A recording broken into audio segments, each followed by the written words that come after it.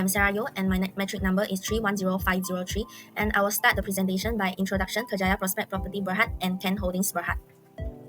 First, I will start from introducing KERJAYA Prospek Property Berhad. It is one of the public listed company which was formed in 1994. It is a Malaysian investment and property development company.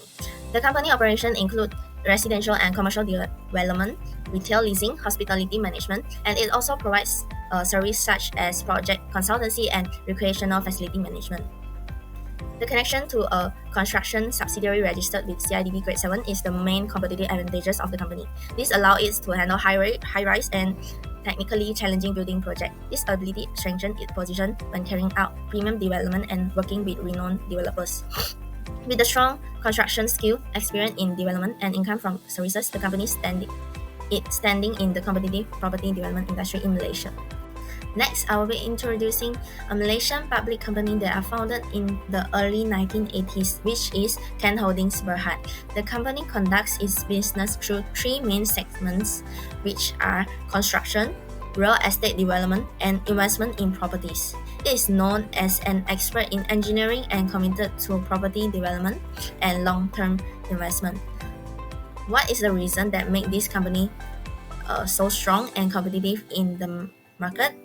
Which is its specialized engineering skill and knowledge, especially in land improvement work and structural maintenance, that is able to let the company be involved in complex infrastructure and building projects. In summary, with its extensive experience and diverse business activities that make Ken Holdings plays as a crucial role in property development in Malaysia, and at the same time, it ensures that its business remains stable and resilient. Good day everyone, I am Serena Sarunan and my metric number is 309838. I will be presenting on liquidity ratio. Liquidity refers to a company's ability to meet its short-term financial obligations using its current asset. In simple terms, it shows how easily a company can pay its bill when they become due with their current assets. For this analysis, we are focusing on two key liquidity ratios, and the first one is current ratio and the quick ratio. The current ratio measures the company's overall ability to cover short-term liabilities using all current assets, while the quick ratio provides more strict assessment by excluding the inventory and prepayments that focuses only on the most liquid assets. Let's have a look at the current ratio. The formula for the current ratio is current assets divided by current liabilities. As we can see, KERJAYA Prospek Property Berhad recorded a current ratio of 2.53, where RM2.53 of current assets for every RM1 of current liability, while Ken Holdings has a much higher ratio of 5.38, where every RM5.38 of current assets for each RM1 of liabilities. This shows KERJAYA having a stable liquidity while Ken has a strong short-term liquidity. This value shows how well each company is positioned to settle short-term obligations. This demonstrates that both companies can comfortably cover their short-term debts, but Ken Holdings has significantly more current assets relative to its current liabilities. Moving on to the comparisons, where we can see Ken Holdings is more liquid than KERJAYA Prospek Property Berhad. However, a ratio that is too high may also suggest that assets are not being utilized efficiently. In contrast, KERJAYA ratio is stable and shows that the company is managing its working capital more effectively. Although both companies have enough current assets to cover their current liabilities, Ken Holdings Berhad can cover more current liabilities compared to KERJAYA Prospek Property Berhad. This summarized, Ken has stronger liquidity level compared to KERJAYA. As for improvements, and we go for suggestions, KERJAYA Prospek Property Berhad can shorten their customer payment periods to speed up cash inflow, can consider tightening customer payments term to increase the speed of cash collection, which will further enhance liquidity. And the company can also control their inventory more efficiently to prevent excess stock from tying up the cash. As for Ken Holdings Berhad, they can invest their excess current asset in profitable projects. That suggests that a lot of assets are sitting idle in their company. They can also reduce their unnecessary inventory or operating costs to improve their overall asset efficiency. Next is the quick ratio. Quick ratio measures the liquidity based on the most liquid assets like cash and account receivables, excluding the inventory and prepayments. The formula for quick ratio is current assets minus inventory minus prepayments divided by current liabilities, showing that Ken Holdings records a high quick ratio of 3.63, while Kerjaya Prospek Property Berhad stands at 1.09.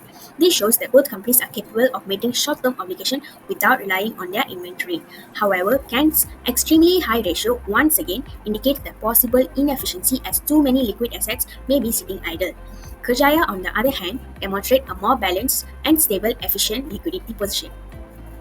Moving on to the comparisons of quick ratio, as we can see again, Can Holdings is more liquid than Kerjaya. Kerjaya still maintains an acceptable and efficient operating liquidity level. Can Holdings has 3.63, very high liquid assets and may indicate inefficient use, while Kerjaya Prospek Property Berhad holds 1.09, healthy quick ratio, efficient management of liquid assets. Based on the comparison, Can Holdings Berhad again shows a stronger quick ratio, meaning it has a better immediate liquidity and greater ability to meet urgent obligations. Kerjaya Prospek Property Berhad shows a lower quick ratio, indicating that it relies more on inventory or may have tighter short-term cash flow. Although both companies have enough current assets to cover their current liabilities, Can cover more current liabilities compared to Kerjaya.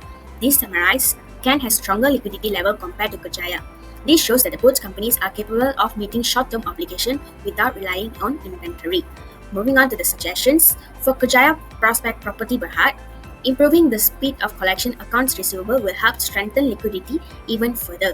And secondly, the company should ensure that the liquid assets are used efficiently rather than held idle. For Can Holdings, the company can channel its excess liquid assets into short-term high-return investments or short-term projects, return projects, or expansions projects. Additionally, by improving receivable collection and cash flow turnover can ensure the liquid assets contribute more actively to business performances. Accelerate collection account receivable can improve the cash flow and asset efficiency. Good evening to my lecturer and my friends. I am Prashana, daughter of Grito, and my metric number is 311035. I would like to present activity ratio analysis for Kerjaya Prospek Property Berhad and Can Holdings Company. First and foremost, activity ratio can be defined as a financial metric used to measure how efficiently a company uses its assets and resources to generate revenue. I would like to explain two types of activity ratios that we analyze, which are total asset turnover and account receivable turnover. Total asset turnover highlights how efficiently a company is using its assets to generate income. A greater ratio indicates higher efficiency in employing assets to support operations and increase sales revenue. Furthermore, account receivable turnover demonstrates how quickly a company collects cash from its credit customers within a specific period. A higher ratio indicates the company is more efficient in debt recovery. Total asset turnover can be calculated using the formula, which is net sales divided by average total assets. Now let's look into the total asset turnover of both the companies. Total asset turnover of Kerjaya Prospek Property Berhad is 0.31 times, while for Can Holdings Berhad is 0.06 times, meaning Kerjaya Prospek Property Berhad generates 0.31 ringgit in revenue for every 1 ringgit of assets owned. This is a low turnover rate, which is typical for capital-intensive industry like property development, where large assets generate revenue slowly over time. As for Can Holdings Berhad, a ratio of 0.06 means each 1 ringgit of asset generates 0.06 of sales. It shows the company is not using its assets efficiently to generate revenue, but as we know, real estate industry like Can Holdings Berhad often take long periods of time to convert inventory into revenue. In addition, when we compare both the company's performance based on the ratio, Kerjaya Prospek Property Berhad company performs better than Can Holdings Berhad as it has a higher total asset turnover. It means that Kerjaya Prospek Property Berhad is generating more revenue for each unit of its total assets than Can Holdings Berhad. To further illustrate, Kerjaya Prospek Property Berhad company's business operations and assets management are more ideal in transforming investments into income, which shows efficiency. In contrast, Can Holdings Berhad company's minimal ratio reflects that a large portion of its assets are underutilized to generate revenue, which shows poor efficiency. Now, let's discuss on the suggestions part. Even though Kerjaya Prospek Property Berhad performs better than Can Holdings Berhad, it can still enhance its utilization of assets and operational efficiency. So it should invest in technology and automation to speed up project management. For instance, the company can utilize building information modeling in planning projects more accurately to spot construction issues earlier. On the other hand, Can Holdings Berhad should take actions by optimizing the inventories and land management, as well as making use of modern technology and prefabricated components like modular walls could afford the speed in construction. Additionally, completion of projects within a shorter time frame and enhancing receivables collection also necessary. Secondly, let's look into the account receivable turnover of both the companies. Account receivable turnover can be calculated using the formula, which is net sales divided by average trade receivable. Account receivable turnover of Kerjaya Prospek Property Berhad is 21.05 times, while for Can Holdings Berhad is 49.05 times, meaning Kerjaya Prospek Company receives cash on its sales about 21 times a year and excellent credit control and collection period. As for Can Holdings Berhad, it collected its receivables approximately 49 times over the fiscal year ended, which shows that the customers pay its debts quickly and this may improve the company's cash flow. In addition, when we compare both the company's performance based on the ratio, Can Holdings Berhad performs better than Kerjaya Prospek Property Berhad as it has a higher account receivable turnover. It means that KEN Holdings Berhad collects payments more frequently within a year. This shows KEN Holdings recovers its receivables more than twice as fast as KERJAYA Prospek Company. Furthermore, compared to KERJAYA Prospek Company, KEN Holdings Berhad has better liquidity and cash flow since it has a higher collection speed. In contrast, KERJAYA Prospek Company's turnover of 21.05 times, which is less than KEN Holdings Company, reflects higher chances of bad debts, so improvement in credit collection efficiency is necessary. Regarding the suggestion part, to enhance collection effectiveness, KEN Holdings Berhad can implement the progressive payments according to the milestone of project completion so that both customers and vendors can manage risk more effectively, enhancing credit ratings and seeking deposits and confirmation of customers' financial status. While KERJAYA Prospek Property Berhad should firmly establish credit policies for property buyers or tenants so that they will pay on time. For example, KERJAYA Prospek Property Berhad Company may offer incentives to customers who pay early. In addition, the company can speed up the payments by issuing digital invoices and automated reminders so that the company can reduce outstanding accounts receivable. That's all from me. Thank you. Hi, I'm Erin Teng Xiaowen with matrix number 311174. I'll be in charge of talking about profitability ratios, which are used to measure a company's ability to generate profit.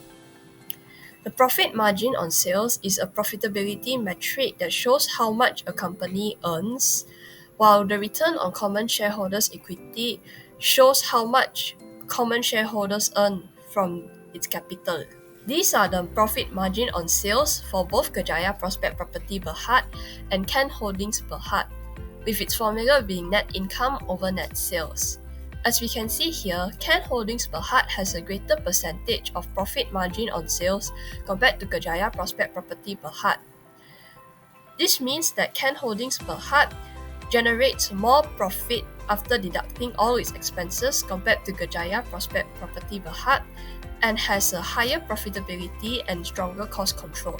Overall, as we can see here, since KEN Holdings Berhad has greater profitability and more efficient cost control compared to KERJAYA Prospek Property Berhad, we can say that the more financially stable and profitable company is KEN Holdings Berhad. Here are some suggestions to improve the profitability of both companies. KERJAYA Prospek Property Berhad can consider to increase its sales price and reduce its costs. KEN Holdings Berhad can consider to improve its operational efficiency and create more value. This is the return on common shareholders' equity for both companies, with its formula being net income deducted by preferred dividends over average common shareholders' equity. As we can see here, although KEN Holdings Berhad has a higher profitability compared to KERJAYA Prospek Property Berhad, KERJAYA Prospek Property Berhad has a greater return on common shareholders' equity percentage compared to KEN Holdings Berhad. This means that KERJAYA Prospek Property Berhad has a better return on capital and a more efficient use of the shareholders' investment capital. As we can see here, since the return on common shareholders' equity for KERJAYA Prospek Property Berhad is greater than KEN Holdings Berhad, the more attractive company for investors would be KERJAYA Prospek Property Berhad, and investors would be more likely to invest in this company. Here are some suggestions to improve the return on common shareholders' equity for both companies. KERJAYA Prospek Property Berhad can consider strengthening its brand and market price, while KEN Holdings Berhad can consider to increase revenue for its capital and improve its operational efficiency. That's all from me. Thank you. My name is Simpesa. My metric number is 310123. Now, I would like to explain about leverage ratio. Leverage ratio is used to measure how much a company depends on their borrowings and loans, or we call it as debt. There are two types of leverage ratio. The first one is debt to asset ratio. The debt to asset ratio shows how much of the company asset are paid for with borrowed money. The formula for the debt to asset ratio is total liabilities divided by total asset. The second one is debt to equity ratio. The debt to equity ratio is show that how much debt a company has for each unit of shareholder equity. The formula for debt to equity ratio is total debt divided by total shareholder. For the board ratio, high value means that the company really more on borrowed money. For the low values means that the company depends more on their own capital, whether it's shareholder equity or asset. Now let us go to the debt of asset ratio. Based on the calculation, we can see that KERJAYA has a ratio of 0.36, which is higher than KEN is just 0.12. From this, we can conclude that KEN Holding is in more stable financial position. In addition, KERJAYA higher debt level show it rely more on borrowed money to run its operation and manage its assets.